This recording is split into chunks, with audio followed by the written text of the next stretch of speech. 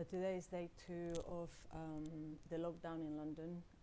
My name is Amaya, and I started making these videos yesterday, day 1 of the lockdown. And yeah, it's been an interesting day. I feel much better than yesterday. Yesterday I was feeling a little bit sort of emotionally drained and worried about some of my family members in Spain who are in hospital basically, or ill at home. And so it was a challenging day yesterday, but today I feel a lot better. I've had some news that my cousin is feeling slightly better in hospital. He was diagnosed with the virus, with coronavirus today, so he's official now, and he's got pneumonia, and also he suffers from asthma in his usual normal life, which makes it a bit more tricky. But I've exchanged some messages with him today, and he seems a little bit perkier than yesterday, so that was good.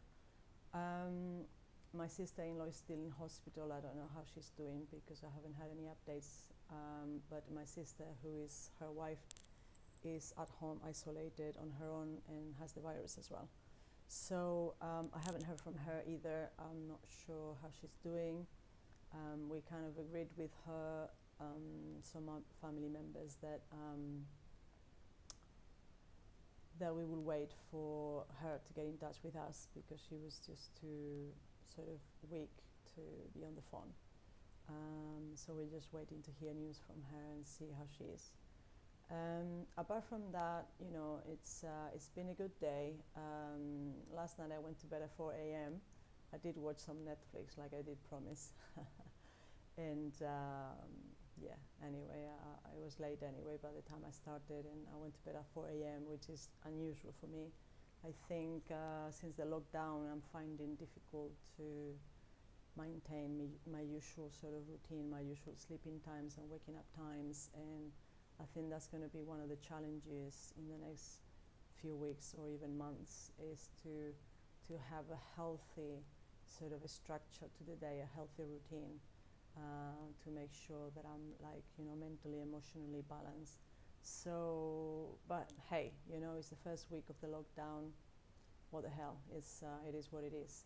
So of course I woke up at 4 a.m. I went to bed at 4 a.m. and I woke up early-ish, actually. It was about 8:30, 9 o'clock I woke up, and I felt really tired, of course. But I thought, it was a nice day outside, and I just thought I will just get up and do stuff. I was finishing some finishing touches for this YouTube video, for this project, and which is a nice thing. I think it's a nice thing to have a little project, a little something to do, something to look forward to, something to keep you sort of occupied in a nice way every day, because I feel otherwise the days just kind of mesh one with the other. And even today I wasn't sure if it was Tuesday or Wednesday. I wasn't sure which date it was. The lockdown in London started yesterday, but I've been at home since last Saturday. So that's about Sunday, Monday, 4 days now. So I've been at home 4 days. So yeah, it's going to be a challenge to have a nice sort of routine and structure to the day. But I kind of got on with it. I've did some finishing touches on this channel, working on that. I'm just learning as I go along. I've never done a YouTube channel before, and I didn't have a clue technically of how you do this. So I'm kind of learning as I go along, and it takes a bit of time, but I'm getting the hang of it. I'll get there. What else? So today, yes, I felt a bit perkier.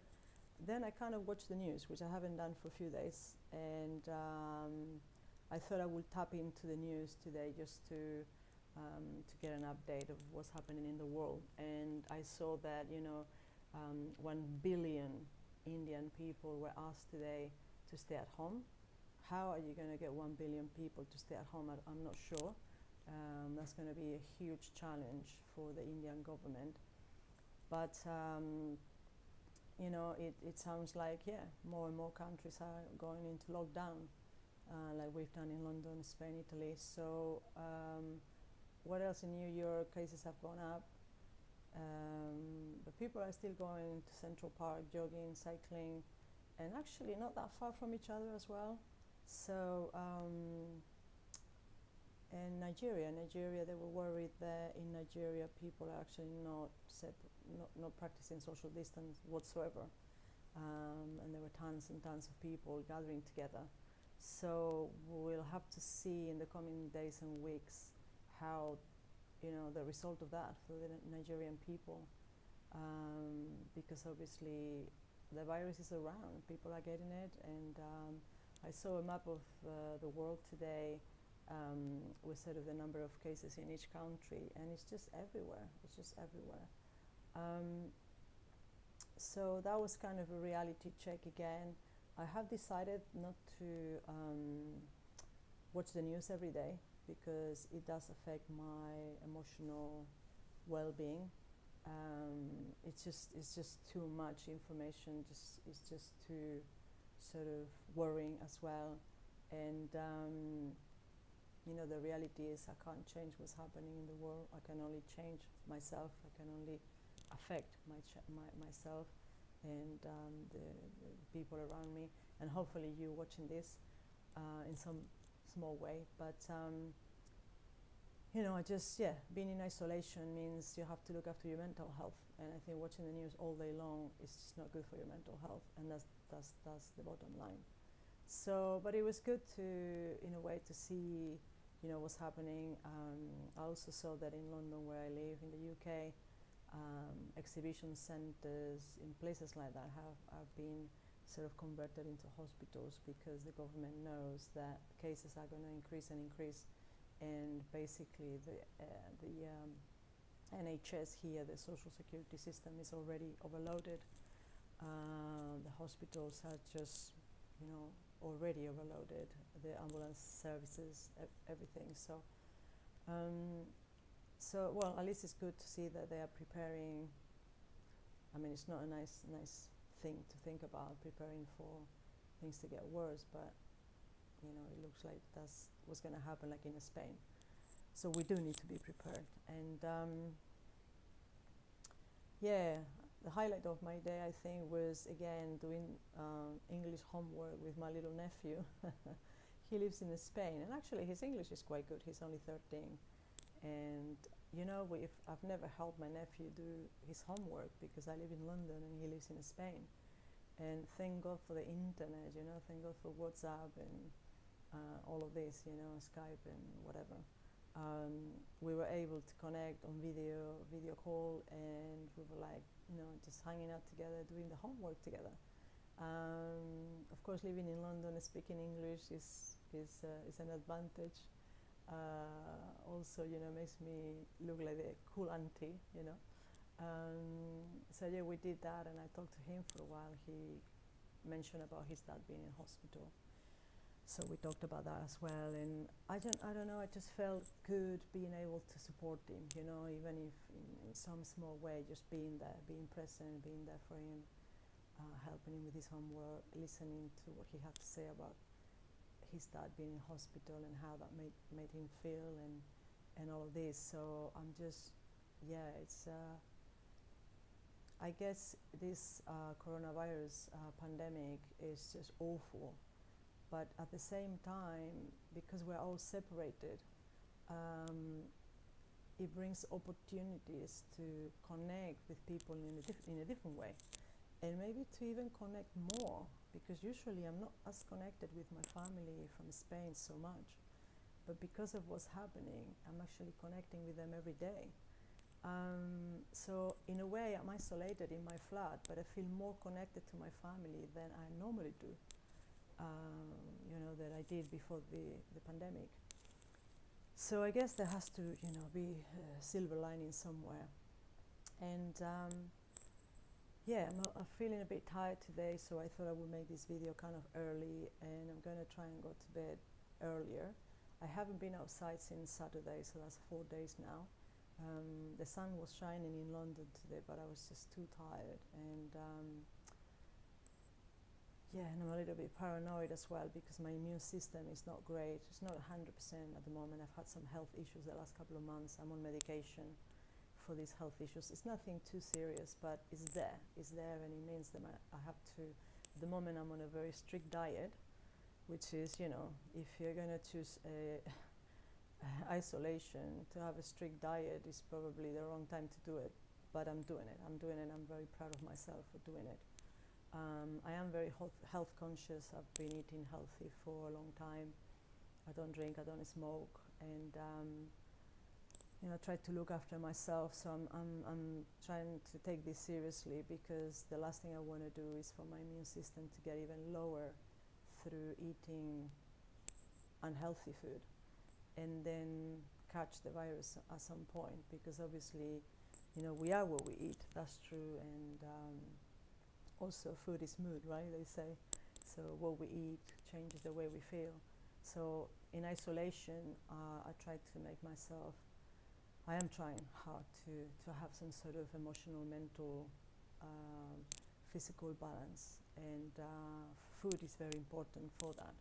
So I'm eating very healthy at the moment. To them, it's some amazing lentil soup with lots of vegetables that I had in the fridge, and I felt privileged. You know, I felt privileged because this was very earthy, wholesome, fresh, sort of super healthy food, and my body really, really liked it. And I gave some to my neighbours. My neighbour who has been ill with the virus, she lives a couple of doors down, and another neighbour of mine who is a friend of mine, and it was interesting because I put the food in a Tupperware, and I just, you know, went to the two flats outside, and I knocked on the door, and I said delivery, and I just left the food there, and I went, because of course we social distance, we can't really say hello to each other in person, so I kind of knocked on the door, and I just went delivery, and I just walked off, and of course, you know, my neighbor slash friend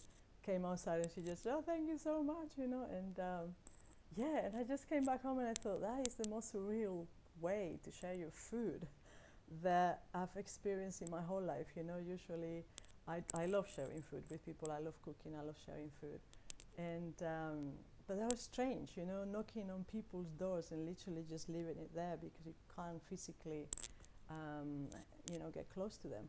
So that was strange, but I think they appreciated the soup. So. And my neighbor who's got the virus actually said, you know, that was kind of perfect for her because she's recovering from it. And you know, like I said, eating healthily and, you know, nice plant-based, wholesome food is great. So yeah, that was interesting. And yeah, I think I'm going to leave it here today because I am feeling physically quite tired. I think after 4 days in isolation in my flat, I'm going to try and get out of the flat tomorrow. Although I'm not looking forward to, you know, wearing latex gloves and a mask and worrying about where to put my hands and my bicycle and whatever. So I'm not looking forward to that side of things. It feels weird not to be able to just go out and walk around in a normal way.